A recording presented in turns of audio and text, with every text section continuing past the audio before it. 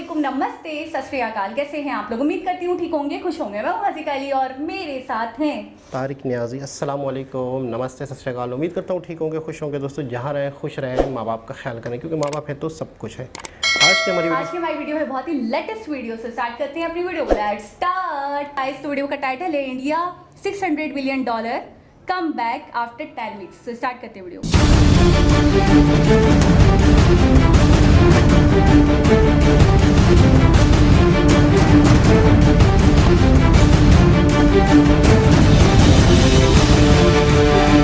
तो दोस्तों, चीन को छोड़कर भारत के जितने भी पड़ोसी हैं, उन पड़ोसियों का भारत के साथ तो कोई मुकाबला बनता ही नहीं है। दोस्तों, आज की जो खबर मैं आपको बताने जा रहे हैं, ये आपकी नॉलेज को भी बढ़ाएगी और इसी के साथ आपको पता लगेगा कि भारत किस तरीके से तरक्की हासिल कर रहा है। दोस्तों, आज का जो दौर चल रहा है ना, ये कोविड के बाद का दौर, ये महंगाई का दौर है। पूरी दुनिया के अंदर महंगाई 7वें आसमान में चली हुई है और दुनिया के खजाने खाली पर खाली होते जा रहे हैं। आप कहोगे कैसे? दोस्तों, रशिया और यूक्रेन की लड़ाई शुरू हो गई है, उस कारण से तेल की कीमत 7वें आसमान में चल रही है। दुनिया के वो देश जो तो तेल बेचते हैं, उनको तो कमाइयां बिल्कुल बम्पर हो रही हैं, लेकिन वो देश जो तेल खरीदते हैं, उनका दिवाला निकला पड़ा है।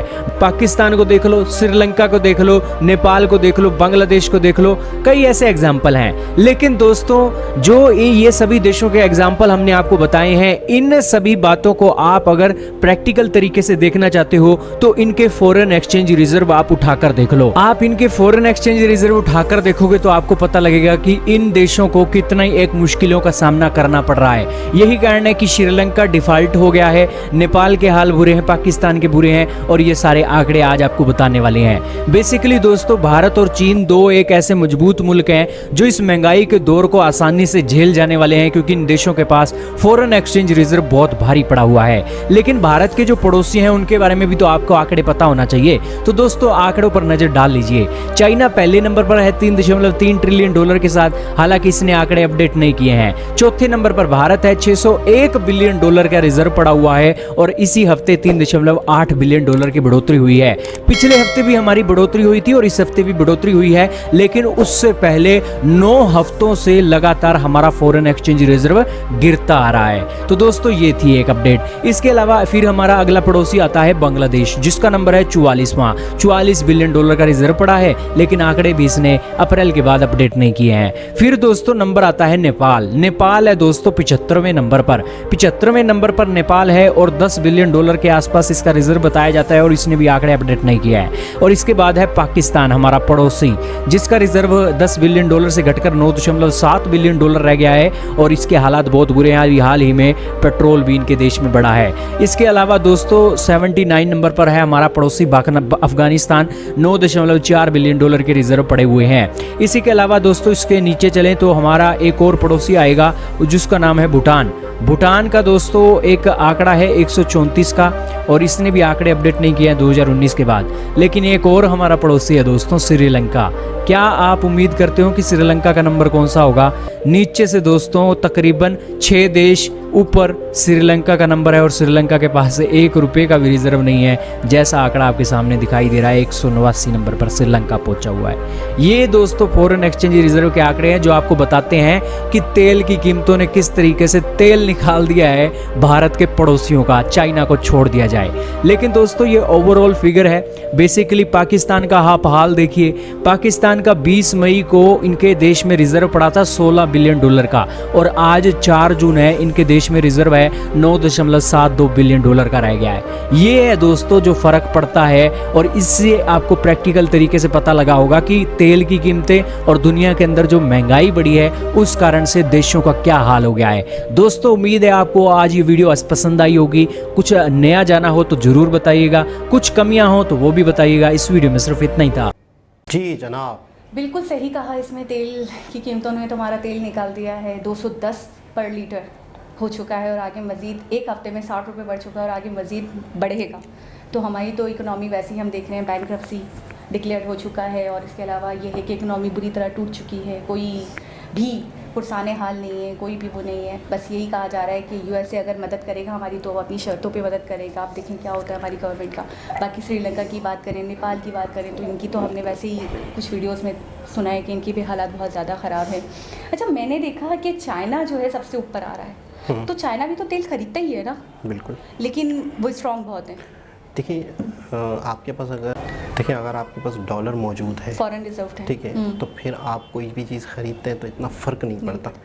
आपके पास अगर फॉरेन करेंसी ही कम है तो आप जैसे ही फॉरेन करेंसी यूज़ करते हैं बाहर से कोई चीज़ मंगवाने के लिए, तो फॉरेन करेंसी कम होने पे आपकी करेंसी की वैल्यू कम हो जाती है। तो एक करेंसी आपके पास ज़्यादा मौजूद है, एक्स्ट्रा मौजूद है, तो आप पेट्रोल मंगवा रहे हैं, कुछ भी एक्सपोर्ट कर रहे हैं। अच्छा, आप हज़ारों चीज़ें बना कर दुनिया को दे रहे हैं, 2 से 3 चीज़ें आप मंगवा रहे हैं, तो इतना और वो मंगवाने की वजह क्या है?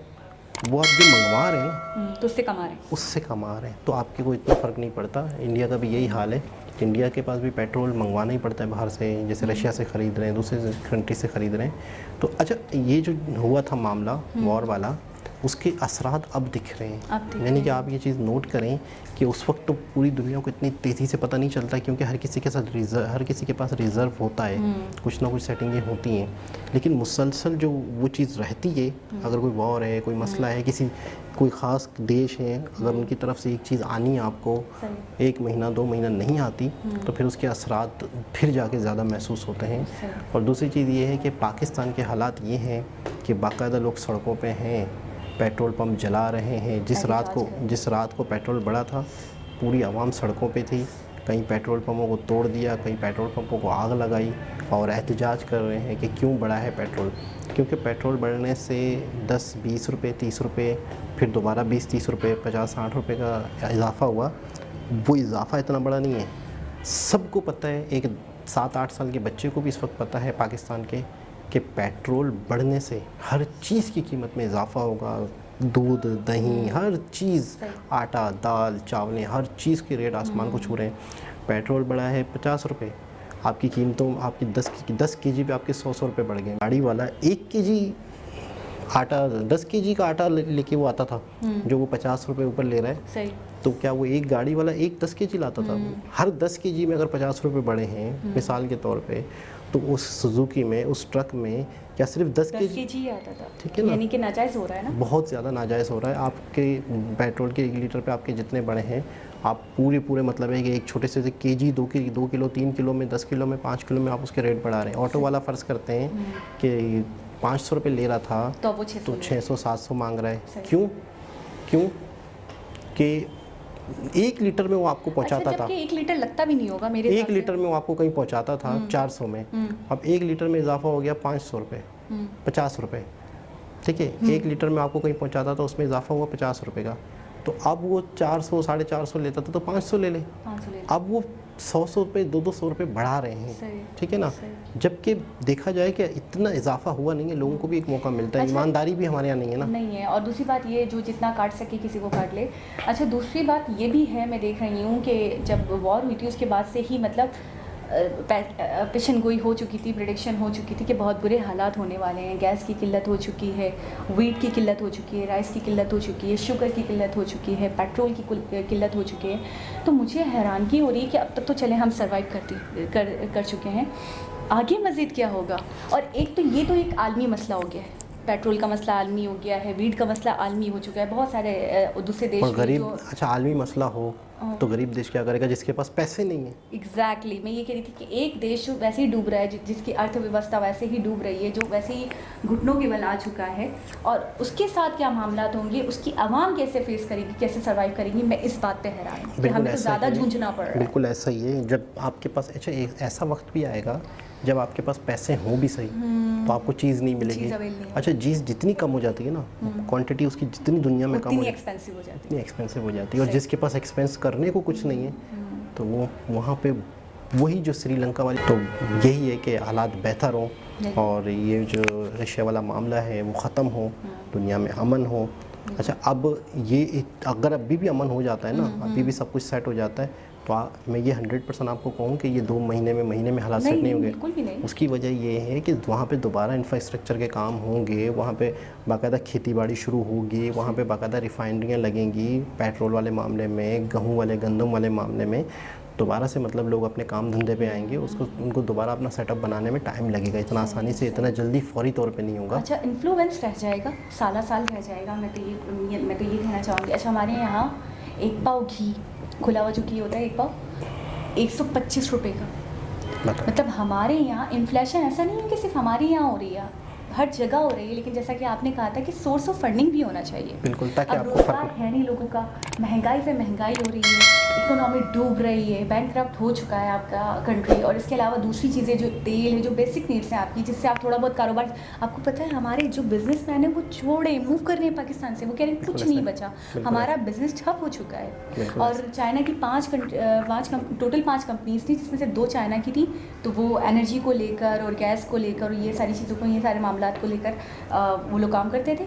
तो उन्होंने बंद कर दी, 3 कंपनीज और मज़ीद बंद हुई हैं। यानी कि अब शॉर्टेज ऑफ गैस भी होने वाला है हमारे यहाँ, शॉर्टेज ऑफ इलेक्ट्रिसिटी वैसे ही चल रहा है। तो मतलब कौन सा मामला है, कौन सी फील्ड है जिसमें हम कामयाब हैं? आपको याद है 3 से 4 से 5 महीने हो गए, हम प्रशांत भैया की एक वीडियो देखी थी जिन्होंने साफ बता दिया था कि आपके सुई के मकाम पे गैस ख़त्म हो चुकी है और मज़ीद आपको गैस के नींबू बदल आपके पास इतना जल्दी कुछ नहीं है। तो 5 से 6 महीने बाद आपके बुरे हालात होंगे, वो हम देख रहे हैं आज।